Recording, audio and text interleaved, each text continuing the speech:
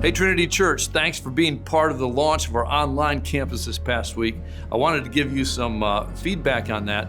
We had last week 893 unique viewers, and when we sampled the size of the folks who were watching together, comes out to about 4,560 people who were part of that online service last week. So hold up, just think about that for a second.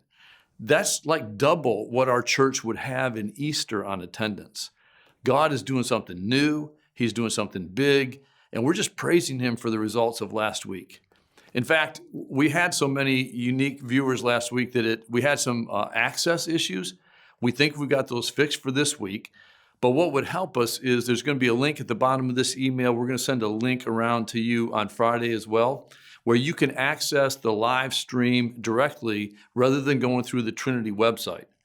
So think of it as, like you're our regular attenders. Think of it as when we have regular church, we have parking issues. We ask our regular attenders to park a little further away so the visitors can, park close and come right into church. We want to make it easier for our visitors to link to it, so they go through our website, and we'll provide you this other link that will give you the exact same live stream, but we'll bypass our website. Because what I'm hoping is that you will take this link and send it to your friends, and we'll see this continue to grow.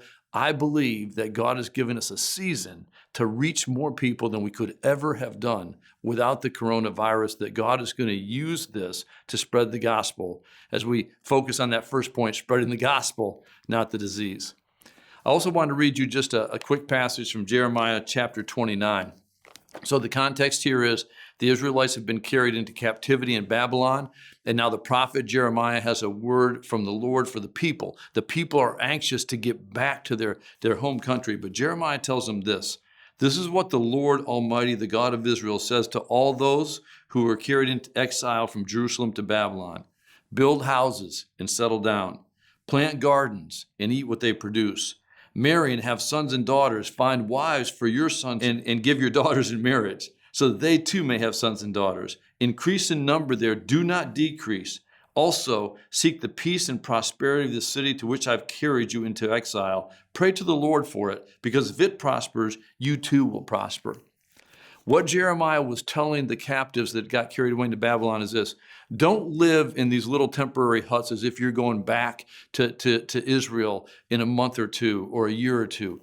You've got to hunker down. You've got to become part of that place. Keep your culture. Keep worshiping your God. But settle in long term, because He says your numbers will increase. Increase in numbers there. Do not decrease.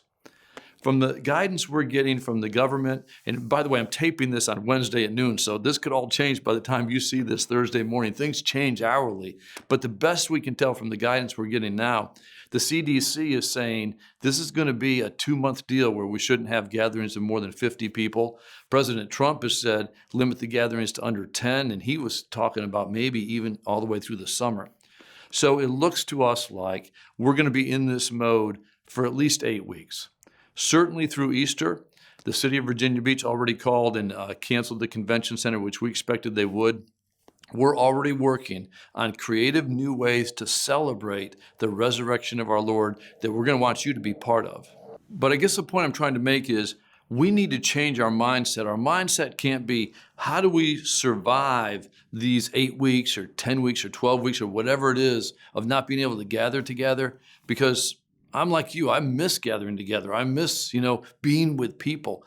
But our mindset should be, how do we prosper in this? How do we thrive in this? How do we flourish in this? Not just for us, but how do we reach lost people with the gospel during this opportune time? I believe that the church, not just Trinity Church, the church, will grow more and disciple people more through the coronavirus than we would have ever done without the coronavirus. In this same chapter, in Jeremiah chapter 29, is that verse 11 that we all love, where Jeremiah tells those who have been carried into captivity, I know the plans I have for you, declares the Lord. Plans to prosper you, not harm you. Plans to give you hope in a future. Right after he told them, hunker down because you're going to be there for a while, he says, don't lose hope, because I've got great plans for you during this time. I think God's telling us the same thing as a church right now. He's got plans for us. He's going to do exceedingly abundantly above what we could ask or imagine. I mean, who among us imagined this? And he's going to show us how he will build his church through the Spirit in ways we could never possibly dream up. So Trinity Church, take heart. We're here for a while. We're going to thrive in this season. God has plans for us. See you on Sunday. Wait a minute, Felix. Actually, I ended that by saying see you on Sunday. I'm not going to see them on Sunday. They'll see me. So see me on Sunday. Invite a friend.